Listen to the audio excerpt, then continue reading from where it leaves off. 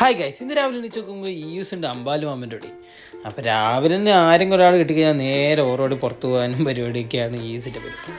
പിന്നെ നോക്കുമ്പോൾ പുള്ളി നമ്മൾ ടി വിയിലൊക്കെ ഓരോ പാട്ടൊക്കെ ഇടുമ്പോൾ അതിൻ്റെ കൂടെ ഡാൻസ് കളിക്കുന്നത്. ഇപ്പോൾ അതാണ് പുള്ളീൻ്റെ മെയിൻ ഹോബി.